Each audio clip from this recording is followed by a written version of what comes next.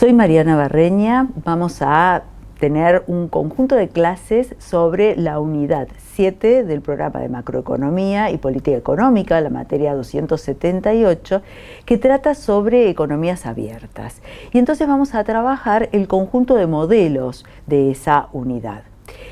Lo pensé en 4 clases o en 4 videos. El primero, trabajando el mercado de bienes a través del modelo de determinación de la renta con balanza comercial, con exportaciones netas.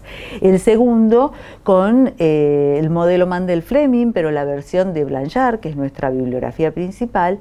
Y esa versión tiene anexa la condición de la paridad de la tasa de interés. Así que en esa segunda clase vamos a empezar trabajando la condición de la paridad de la tasa de interés, desarrollándola, construyéndola. Luego se la anexamos al ex modelo ISLM de la economía cerrada, que para economías abiertas es el Mandel-Fleming, y le agregamos la oferta y demanda agregada, el modelo OADA. El tercer video ya ponemos en uso ese conjunto de modelos, ese combo, ¿no es cierto?, de modelos, el Mandel-Fleming con OADA y condición de la paridad de la tasa de interés, y lo ponemos en uso a través de una política fiscal expansiva con tipo de cambio flexible y fijo, y de una política monetaria expansiva también con los dos sistemas de tipo de cambio. Y por último, en el cuarto video pensé en hacer una derivación de lo que nos deja Blanchard, con desplazamientos de la condición de la paridad de la tasa de interés, cosa que en Argentina no sucede a menudo.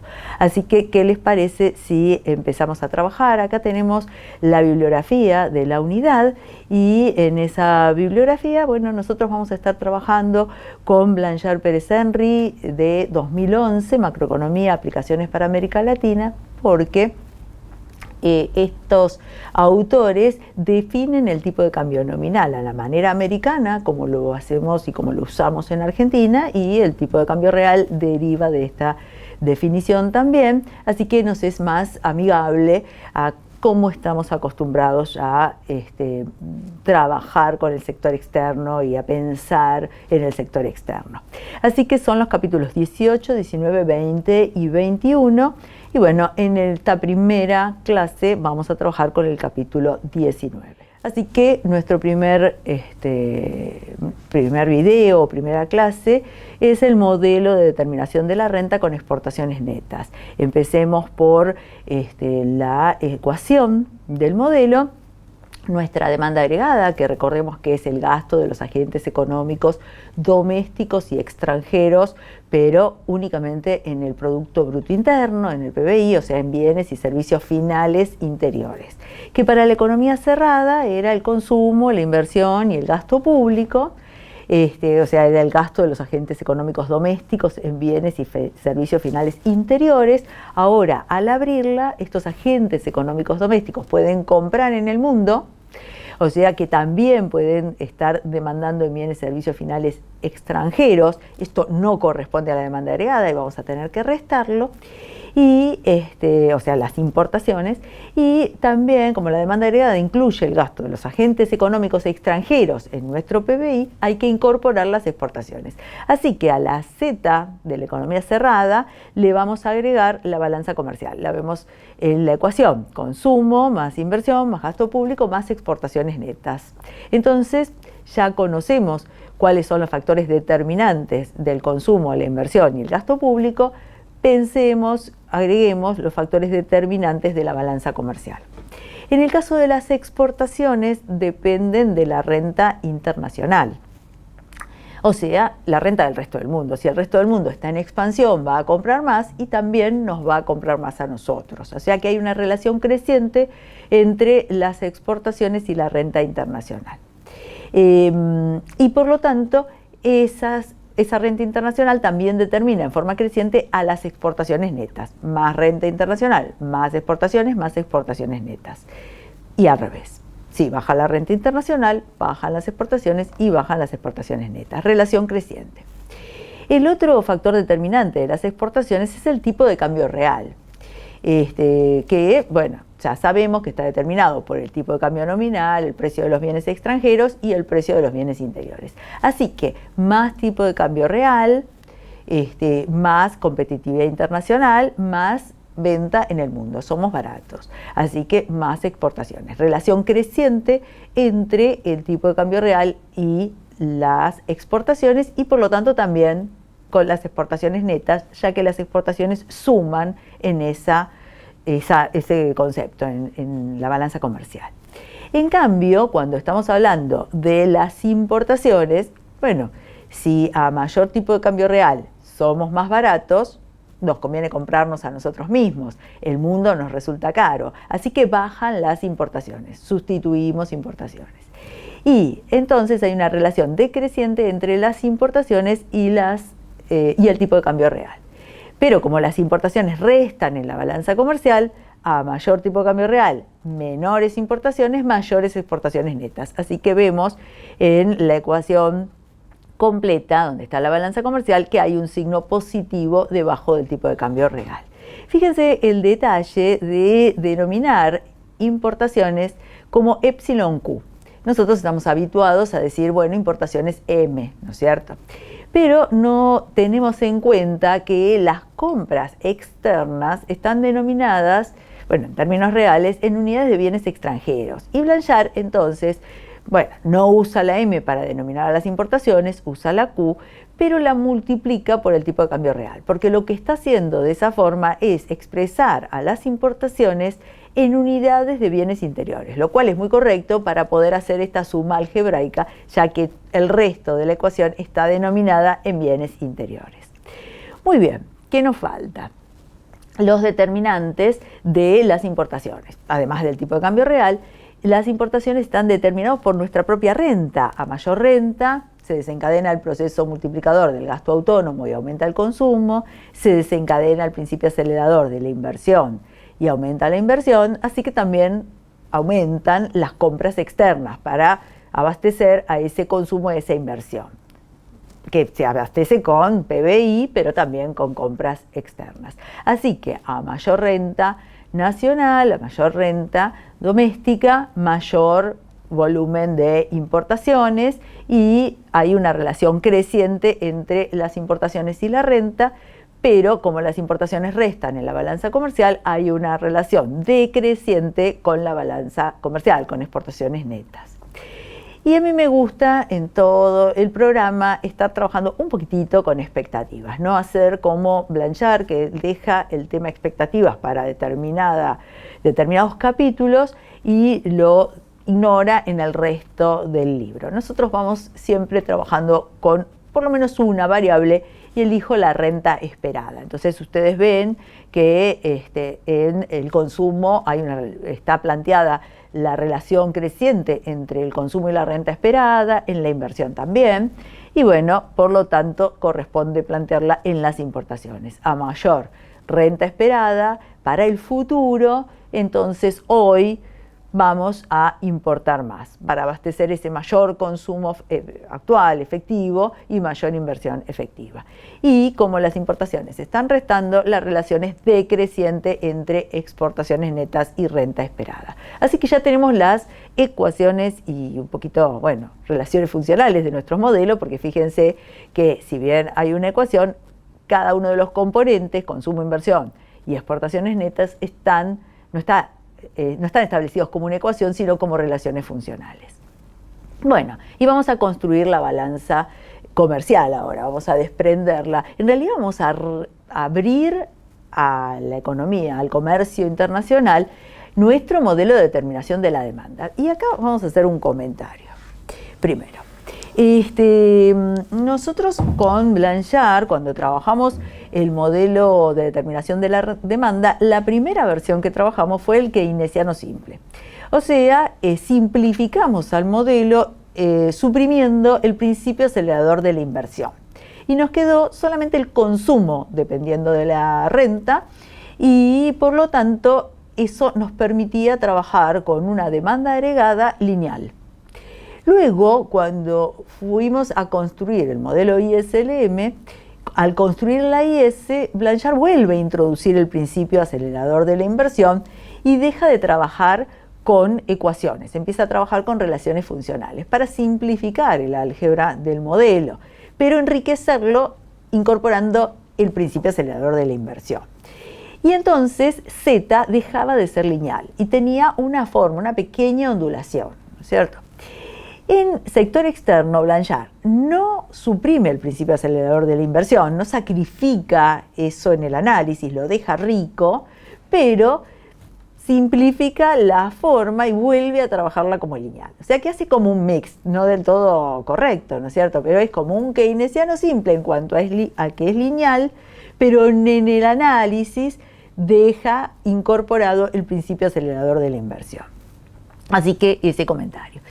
Y bueno, en nuestra economía cerrada, que Z era consumo más inversión más gasto público, eso ahora que está la posibilidad de comprar en el mundo bienes y servicios, por supuesto, finales, entonces ahora que existe esa posibilidad, nuestra Z de la economía cerrada pasa a ser el gasto doméstico y en el gráfico lo ven como la DD, la demanda doméstica, ¿no es cierto? Entonces, ese gasto doméstico incluye el consumo, inversión y gasto público, o sea, el gasto de los agentes económicos domésticos, pero no solamente en el PBI, también en bienes extranjeros. Entonces hay que restar las importaciones para llegar a Z, para llegar a la demanda agregada, que recordemos que es el gasto de los agentes económicos domésticos y extranjeros en el PBI.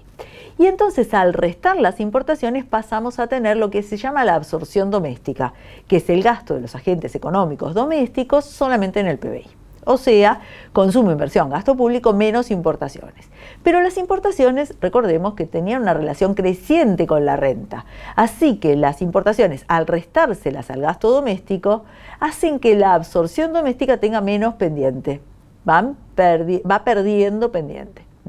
Y entonces vemos que la separación, digamos, o la distancia entre el gasto doméstico y la absorción doméstica, que son esas importaciones que vamos restando, se va ensanchando. Y la absorción doméstica tiene una pendiente más suave, siempre positiva, por supuesto.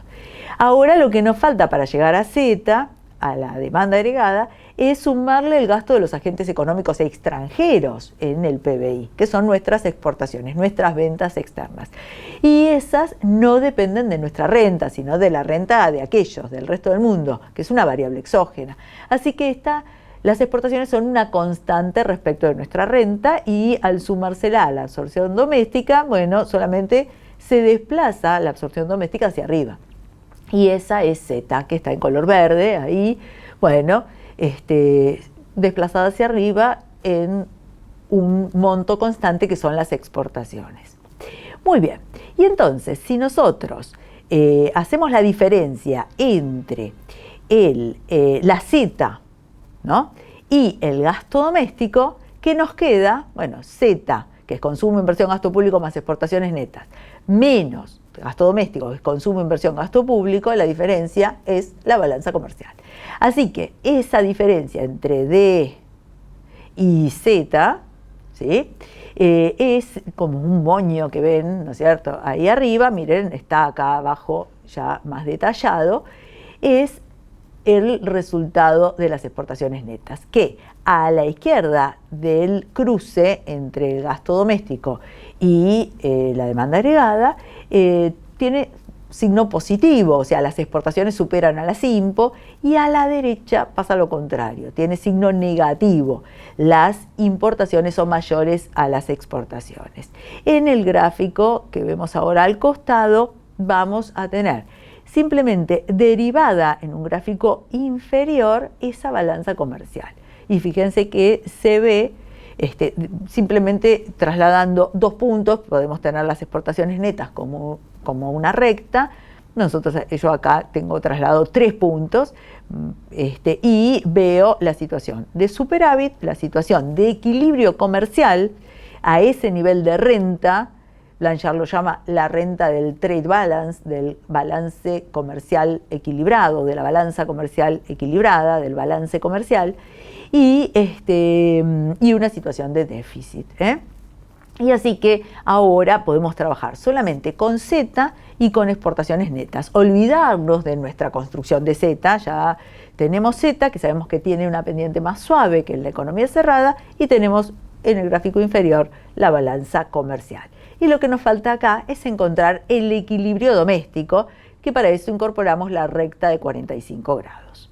Y entonces fíjense, tenemos una situación de equilibrio doméstico, al que le llamé A, el nivel de renta del equilibrio doméstico, y tres posibilidades, porque fíjense, si la balanza comercial es como la que está en verde, es el caso de Argentina en el 2024, que tuvo un saldo comercial, un superávit comercial de 18.899 millones de dólares.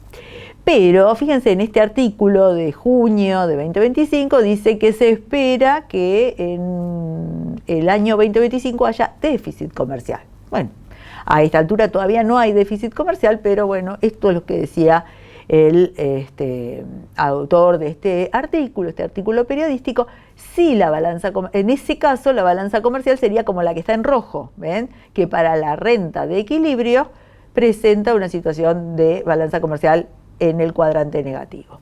Y la tercera posibilidad es que hubiera sido la trade balance, ¿no es cierto? Este nivel de renta de equilibrio a su vez tuviera un balance comercial.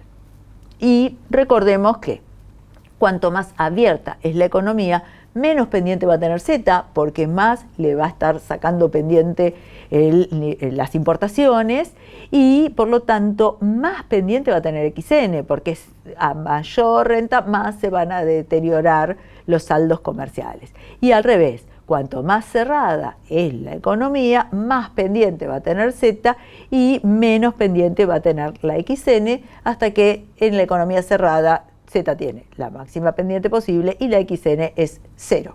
Simplemente es el origen, está siempre en el valor del origen.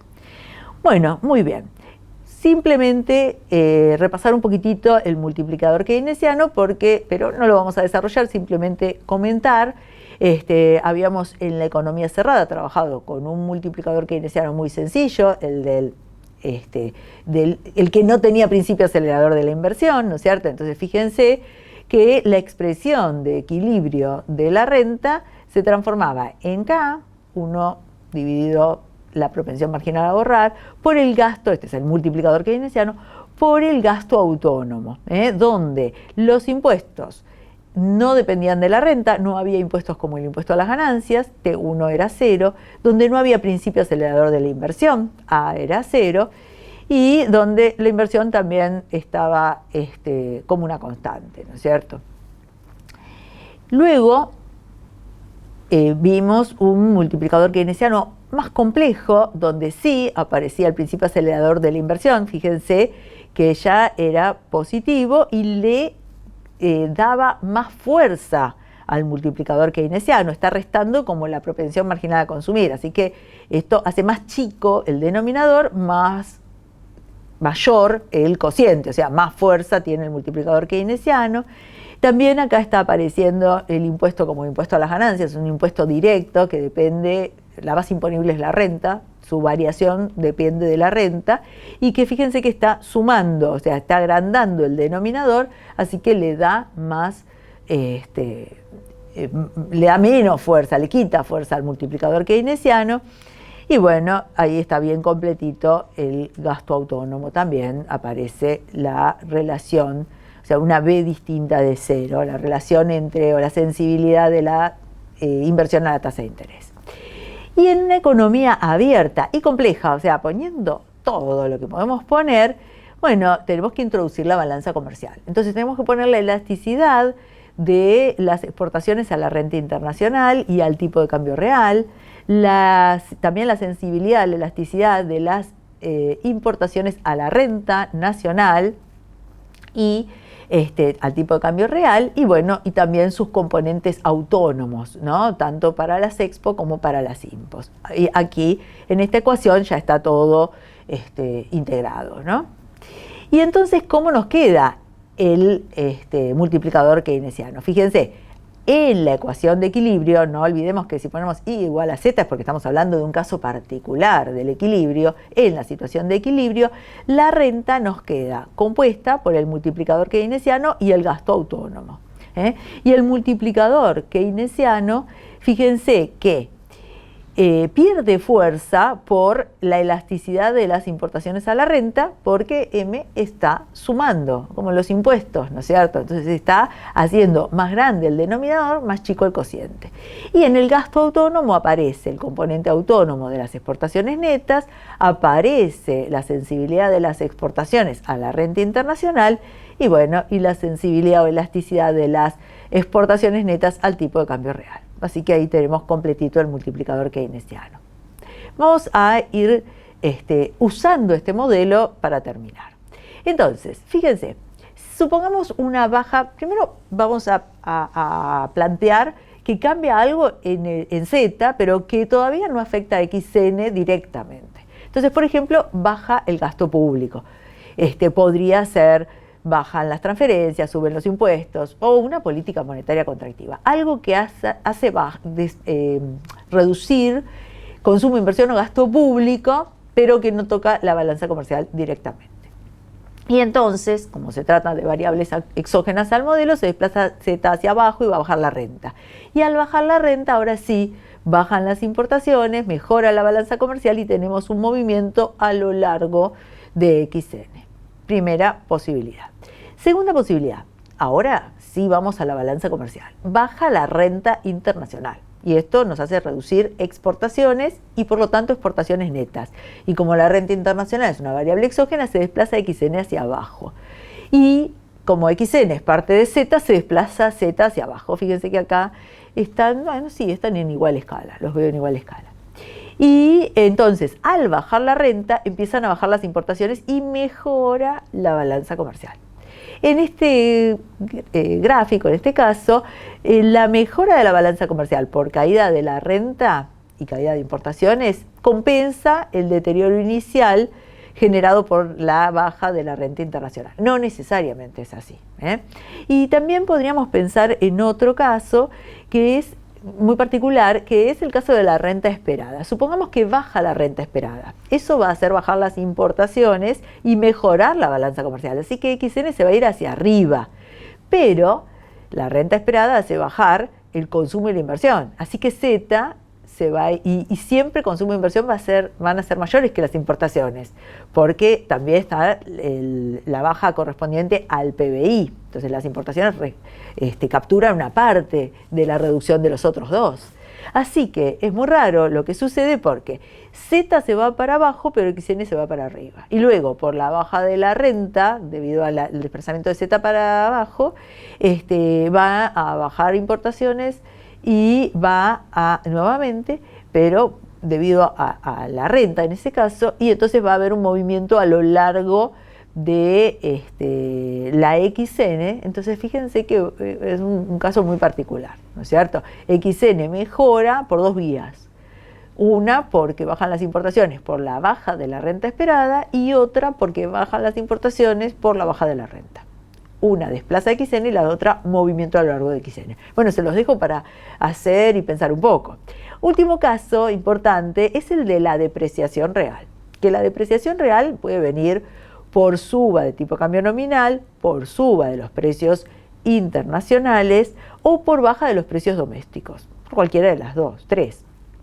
Bueno, y en ese caso, fíjense que va a mejorar la balanza comercial por suba de exportaciones y baja de importaciones y la balanza comercial se va a desplazar hacia arriba. Y entonces, como la balanza comercial es parte de Z, Z se va a desplazar hacia arriba y va a empezar a aumentar la renta. Y la suba de la renta va a ir deteriorando, va a ir aumentando importaciones y deteriorando la balanza comercial. Nunca va a compensar completamente la mejora inicial. Fíjense que acá esta balanza comercial que está en verde es un poquito mayor que el valor de la balanza comercial al inicio. Nunca va a ser compensado completamente, pero sí se pierde. Y por eso los planes de ajuste lo que pretenden hacer es una combinación de lo bueno que me genera la devaluación por vía de la depreciación real, que es mejorar la balanza comercial, y lo malo que me genera la devaluación porque aumenta la renta. Entonces el plan de ajuste, que consiste en devaluación del tipo de cambio nominal, política fiscal contractiva y política monetaria contractiva, combinan este tercer gráfico con el primero, desandan el aumento y desplazamiento de Z y el aumento de la renta y terminamos acá en el punto A, donde la balanza comercial sigue siendo la verde, pero el nivel de renta vuelve a ser el inicial y en eso consiste un plan de ajuste.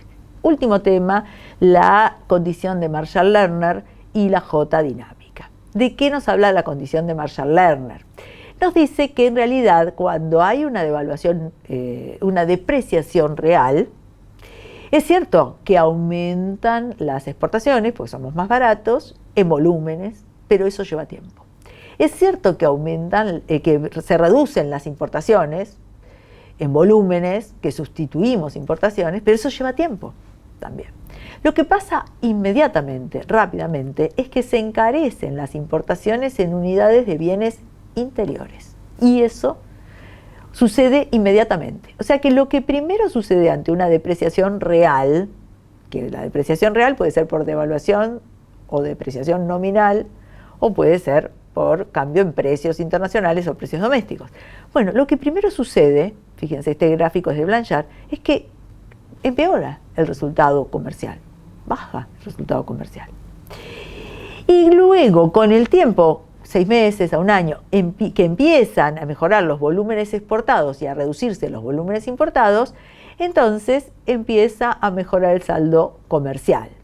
Hasta llegar al punto C, donde se compensa el efecto inicial negativo sobre la balanza comercial.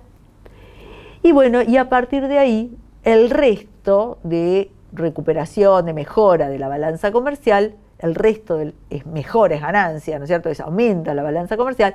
A partir de ahí es que decimos que se cumple la condición de Marshall-Lerner. Fíjense que en el primer tramo crece con ritmo creciente, en el segundo tramo crece con ritmo decreciente, o sea, con más suavidad, pero sigue mejorando la balanza comercial. Y cuando sucede eso es que se cumplió la condición de Marshall-Lerner.